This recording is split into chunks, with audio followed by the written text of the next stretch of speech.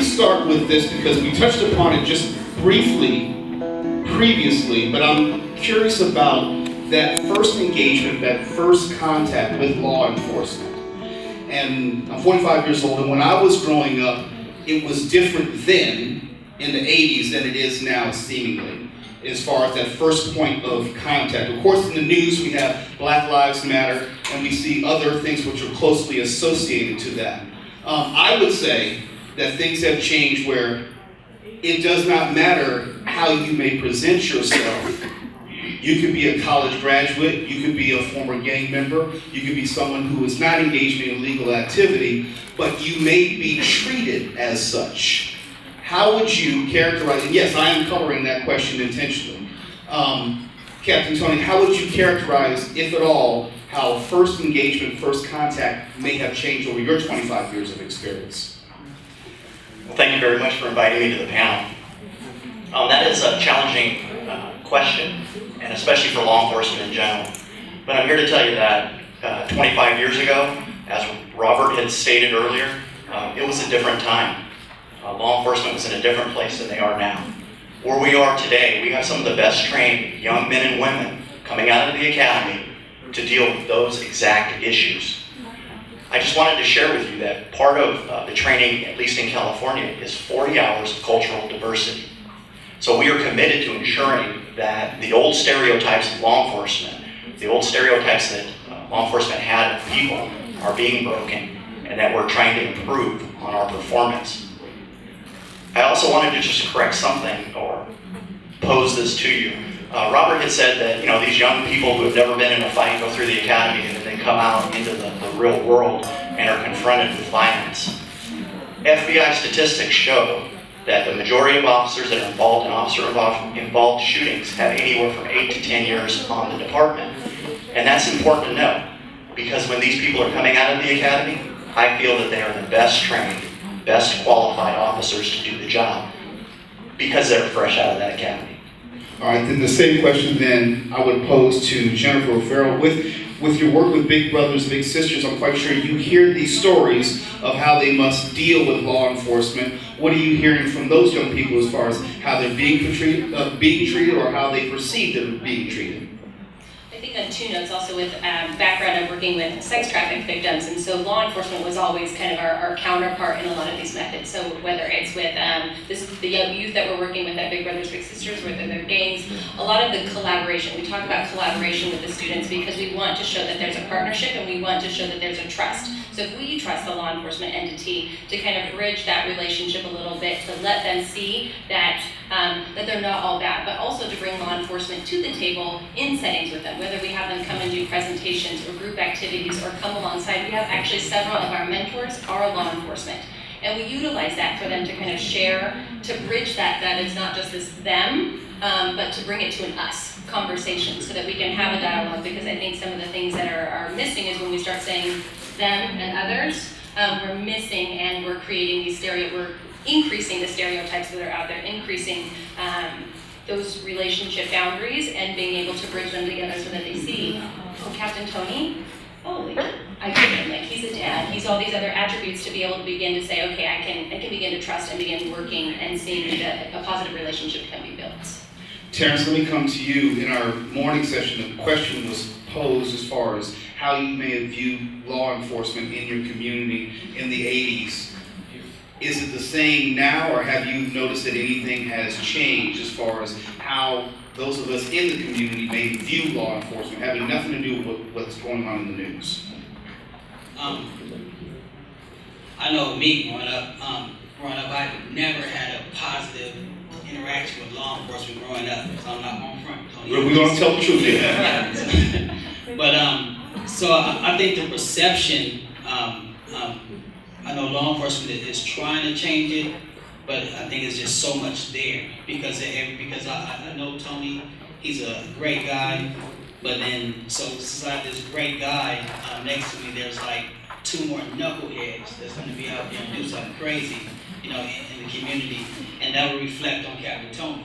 Even though this is a great guy, the community is just looking at the uniform and not the person. I know he's a good person, So in the community, for every 2 to 3 good things that the San Bernardino Sheriff Department has done, and I know from the sheriff on down a whole host of law enforcement. I think I'm around more law enforcement now than I ever been, you know, and I was watched by correctional officers all day.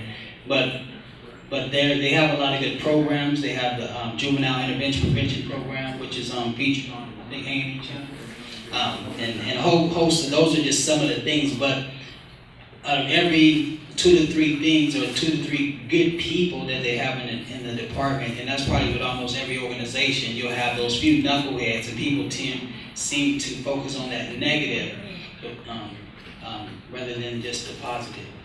Okay, now we're going to flip this question, and I always try to pride myself on telling the truth. Since we are here because our youth are in crisis, can we agree upon that? Then quite possibly we can make the argument that it's a different job for law enforcement to even deal with. Captain Tony, let me come back to you. Are we dealing with a much more violent society, or at least is law enforcement dealing with a much more violent society? I think that's a matter of perception. If you live in South Central or you live in Claremont, you may have different opinions on what that violence constitutes. I got to tell you, I take law enforcement personally. I do. I care about it. And from my perspective as a mid-level manager, I try to ask our people every day, what is your purpose? The first sentence of the Law Enforcement Code of Ethics is my fundamental duty is to serve mankind. Nowhere in that ethos does it say anything about arrests, shootings, convictions.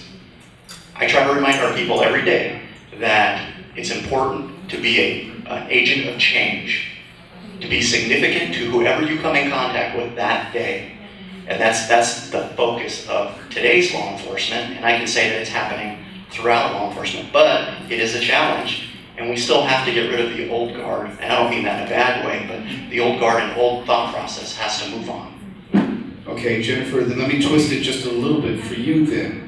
If we know that things today are not like what they were 25 years ago, there are different issues that law enforcement has to deal with, and young people think fundamentally differently today. They have different tools at their availability, how they communicate, how they express themselves. What have you noticed about what young people are yearning for today when they reach you?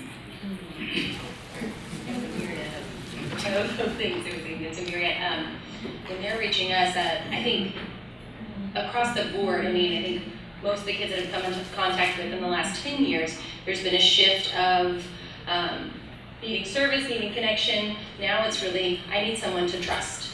I need someone I can rely on. And I think that's been a real big shift, I think even within the NGO category, is how do we create that trust? Because I think there has been a parallel shift that we're seeing as service, and they're going to get something out of this, and now there's an ask of, we need to trust, we need you to come alongside, we need an extra hand of support that's not just giving us this mechanism to use, but actually walk us through, because we don't actually know how to navigate this new road that's ahead. I think something that Rick mentioned in the last panel of exposure, when they're only around the circle of this neighborhood, that's all the exposure that they have, and so they don't know the tools or the language or the communication needed to move outside of that neighborhood.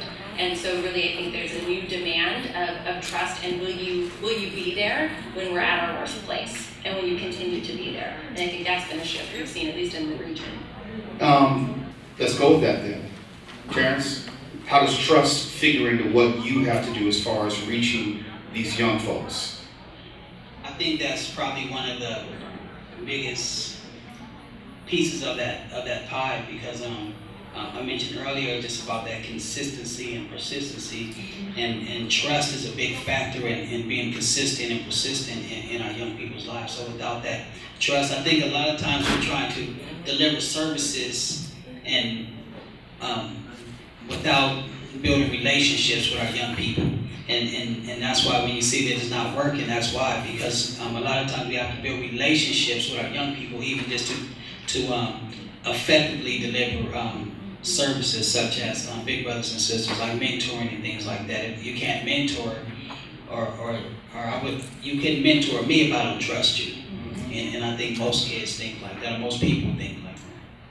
Beyond the personal and interpersonal relationship, I think there's a legislative aspect to this as far as what role, and I'll leave this to anyone who wants to answer because you all have different capacities in which you're acting, is what role, if at all, does government play in providing either an environment or the tools to improve this situation, however you want to define it. That's to anyone. To improve the trust situation? Or It could be the trust, it could be policing, it could be the rules of engagement. What would you want from government on a local level or even a federal level, which would help you do what you do? Some funding. Okay, so are we talking about then just the tools as far as funds? Does that make the difference ultimately? Well, to me, as the founder of a community-based organization, it doesn't like what Rick and Coach was saying when Rick said when Pete Carroll left, he took the funding with them, and it hurt Unity One dramatically in the community, and they do an awesome job in the community. But I think people see nonprofits as just, I guess, tree hugger type organizations, but really, in an executive director's role, these are small businesses, so we have to run and operate as a small business, and any business depends on funding, so I take my role in running Young Visionaries and working with our community wholeheartedly, but then everything behind the scenes, I have to take that with a serious business manner. So funding is most definitely important. I think, and even with the governmental system, and just speaking systematically, a lot of these things can't be helped systematically, because I think sometimes it's just the heart, because we develop systems on how it will help run a government or an agency or whatever. But sometimes that doesn't help the heart of like Coach said, the babies over there. So we have to figure out how can we help to heal the hearts of these kids, because these kids are coming to programs like ours, and they're just broken, and you can't fix a broken heart through a system. Jeffrey, then I got to ask you, is there anything that we should be petitioning our assembly people, our local Congress people, who say, hey, we need to do X, Y, and Z to make sure that we have the tools that are available, or the funding available, or whatever is needed to make sure that we can reach these goals and turn around these communities? What would you ask of any of our local politicians, if anything?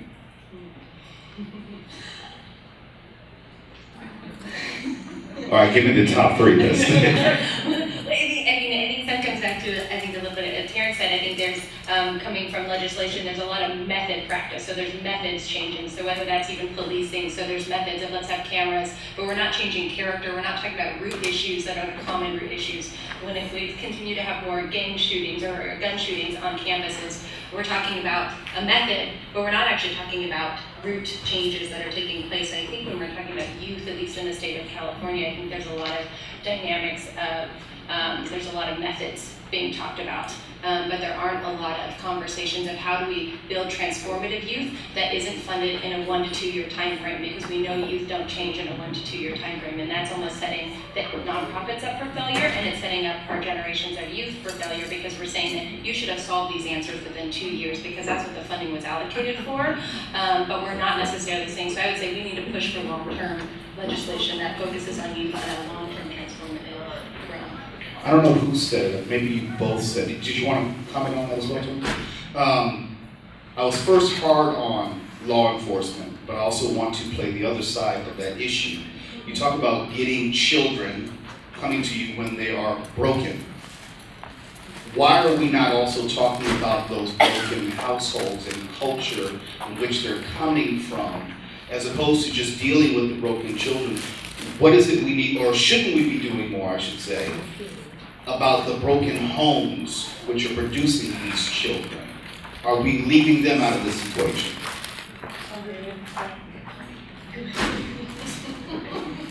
Most definitely, we we are. Going back to trust just real quick, trust is a commodity you can't buy.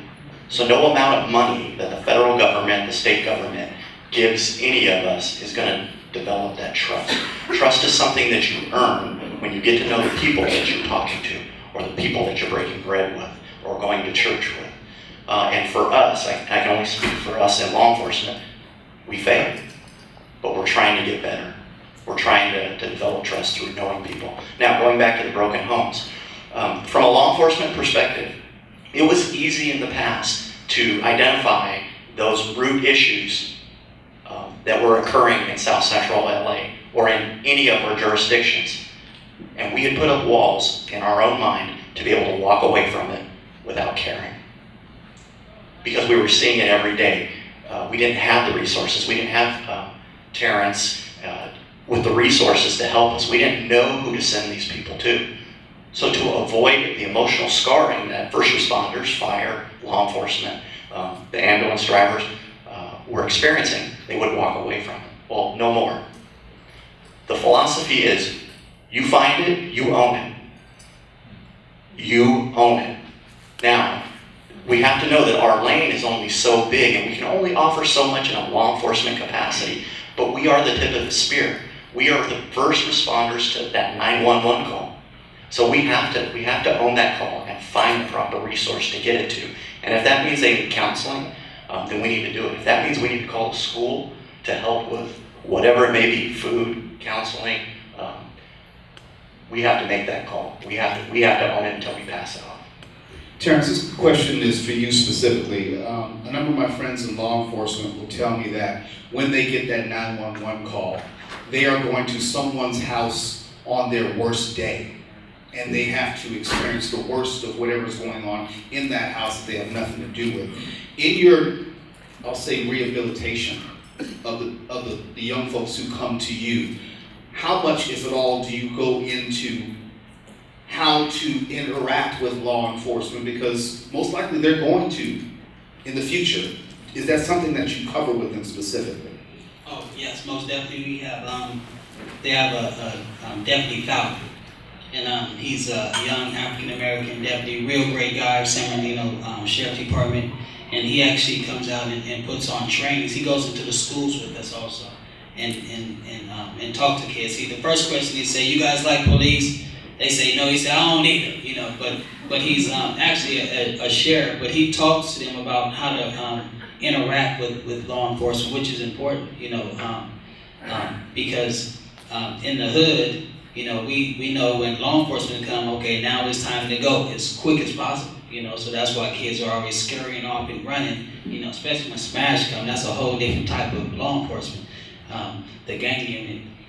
But so we try to put together, I think we have some literature also on how to interact with law enforcement and things like that. Somebody was thinking about like an app, but I was like, I don't think that'll work because they don't want them reaching for an app on their phone, for the, if law enforcement was to pull them over. But I think it's important just to learn how to interact, but also interchangeably, I think it's important too for law enforcement to know how to interact with, the different communities that they go into too, because sometimes that disrespect is just not coming from that kid, but it's coming from that officer that's going to set that kid off.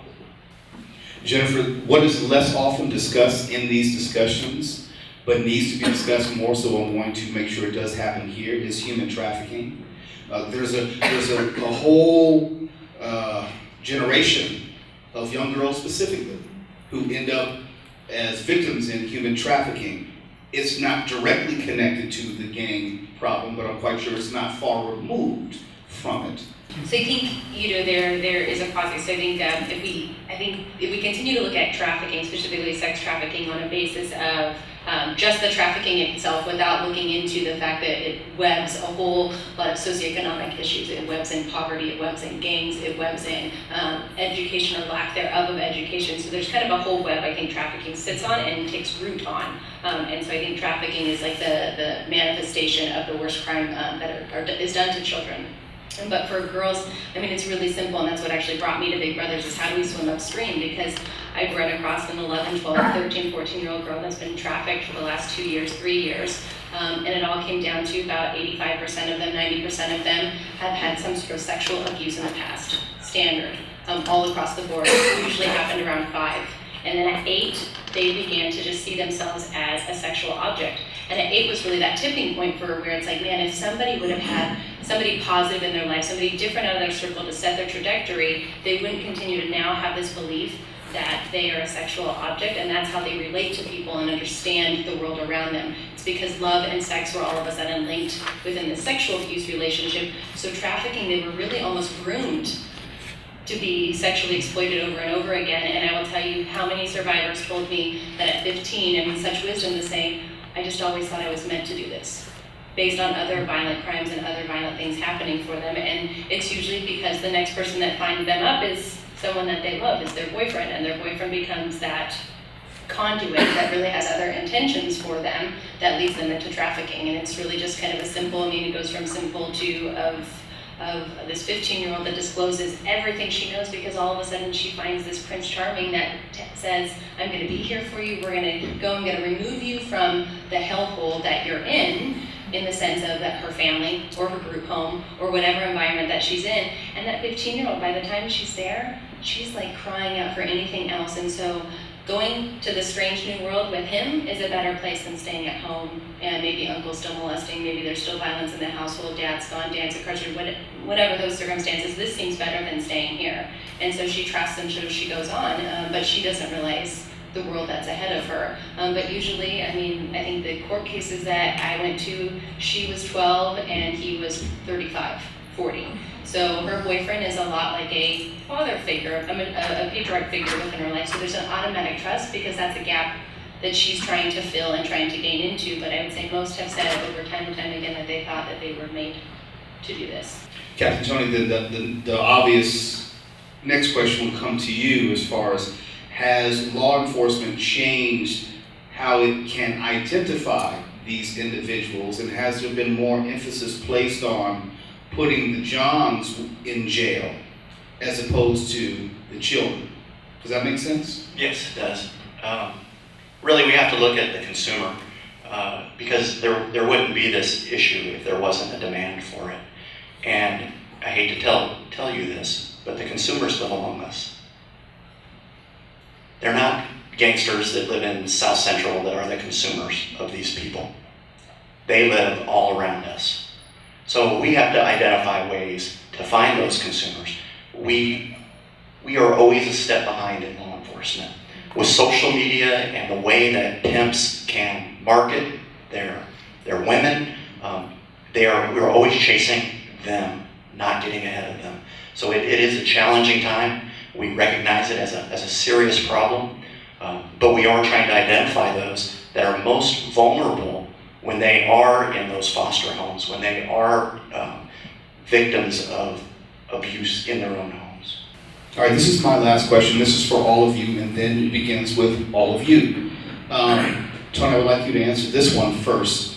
As you see what is going on in all of our communities, and I get sometimes despondent, and I wonder if you're either hopeful or optimistic, and I would define it this way. I don't know if you're a person of faith, but hopeful is feeling positive about something, even though there is no evidence to support that. Optimistic, I would say, is you see that the trends are maybe moving in the right direction, or you see that you're making gains, or that there's something specifically that you can point to say, yeah, we're moving in the right direction. Are you either hopeful or optimistic about what the next 20 years may bring for these young people we're trying to save?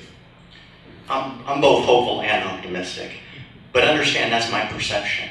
I don't live in this town or that town, and I can only influence the area that I'm in charge of or that I live in. So seeing where we were and where we're going, I'm both hopeful and optimistic. I was going to say that too. I'm hopeful and optimistic, and why? Because now I'm seeing more collaborative efforts with community-based organizations, law enforcement, and governmental agencies and educational institutions. Like, for instance, like right now we're working with the city of Rialto, with Big Brothers and Sisters, and with the mayor of Rialto, and also heading that up is the Rialto Police Department. So, and it's a program working directly with kids. So I see a lot of collaboration across all the sectors. a lot of collaborative meetings, and just people just trying to figure out, okay, how can we really get stuff done in this community? Yeah, and not just in one city, but literally across the county. There's a lot of different collaborative efforts that I'm really proud of in our communities.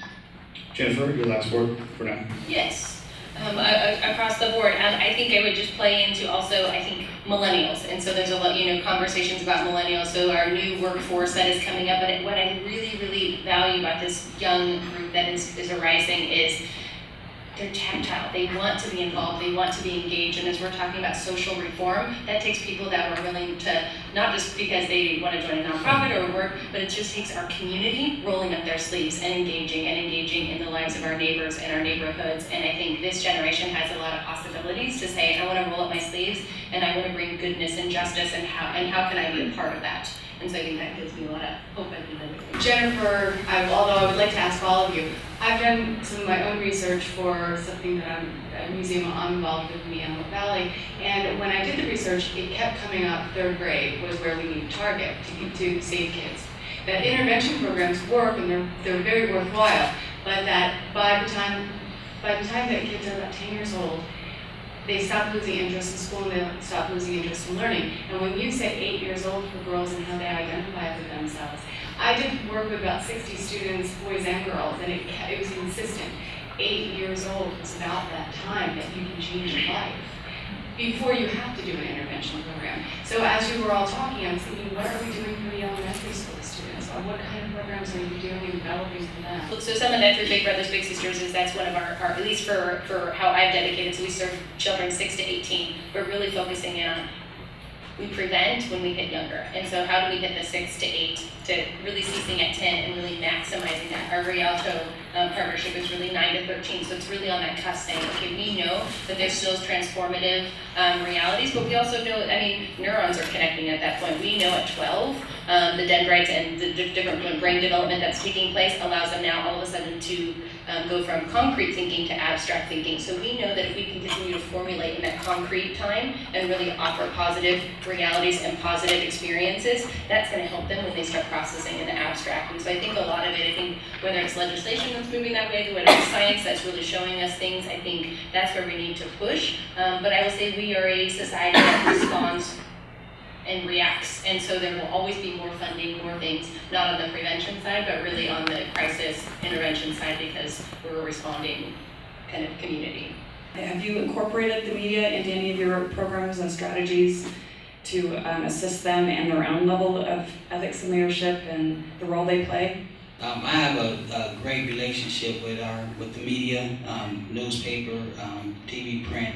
And we kind of get our stories out there, but that's just with building relationships. Now, as far as the stories, what it said, if it bleeds, it leads, so you'll have, you can give out 1,000 toys Saturday, but if one person got shot, that's going to be at the headlines, and then it's going to be in a corner, you give out 1,000 toys, but if it bleeds, it leads. So the media is always going to look for something, that ooh factor.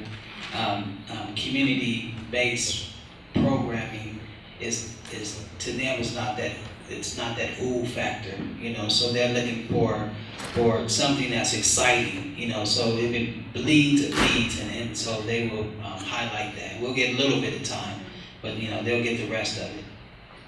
And I would just echo, I think trafficking has really moved great headways of knowledge. Like, so before, 10 years ago, when I would go in and do educational seminars, half the group would just know of trafficking that's happening in Cambodia and Thailand. But now I would say when you come in, most people know that it's happening domestically, and they know that there are domestic victims that are being victimized because media has done a great job. I think when we at least ask media to do the next level of conversation of trafficking, of not just the rule of the pimp and the violence and that she's 12, but let's do what survivors are building life as. That hasn't got as much of a response, but I think there's been great benefits, and I think the fact that people know trafficking exists and know that there's stuff happening is because the media has done a fabulous job. And from law enforcement's perspective, we've all embraced media. We do want to get the good stories out to go along with the unfortunate bad stories. So I would encourage all of you, wherever you live, to subscribe to your local police agencies Twitter accounts, Facebooks, Nixle accounts. That way you can stay informed on what's happening in your community, whether it's good or bad.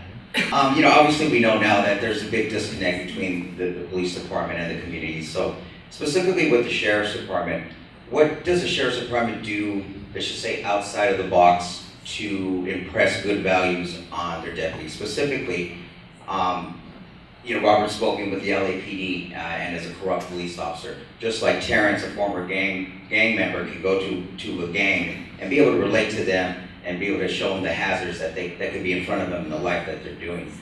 Do you see somebody like Robert being productive going into like the sheriff's department, talking to deputies about violating one's integrity while doing their job? And do you think it would be beneficial for them to hear something like that? Most definitely. In fact, I think Robert spoke at our headquarters once before, if I'm not mistaken. Those type of opportunities are crucial to keeping it at the forefront of law enforcement's mind, to know that they have to make ethical, moral, and legal decisions all the time. I'm just going to put it out there right now. What guides me is my faith. And if I'm doing the right thing, usually 100% of the time, it's legal, ethical, and moral.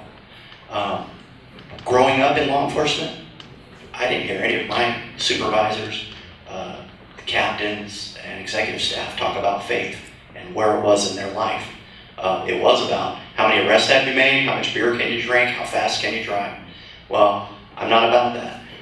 If they made the mistake and promoted me to a position where I can talk about my faith and what I do at the same time, then I'm going to do that. Because faith, regardless of what religion it is, will help to keep you on track. One academic writing about policing in the UK wrote that when performance management comes in the door, ethics goes out the window.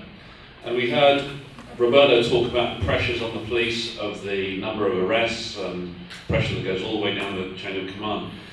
From your perspective, Tony, has the issue of accountability, so this is all under the banner of accountability to the community, so the number of arrests, number of people put away, all of that sort of stuff.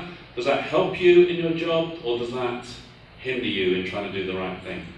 Well, it's interesting that you bring that up, because this is really all based on relationships. If you have a relationship with your community, those statistics, those pressures can be explained, they can be mitigated. If you don't have a relationship with your community, the people you serve, then all you're going to do is try and meet those expectations. I would disagree with the idea of statistically driven law enforcement.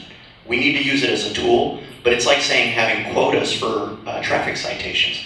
There are no magic toasters out there if you write 10 or more tickets, I'm here to tell you. But I want people to feel value from the interaction that they have with their law enforcement.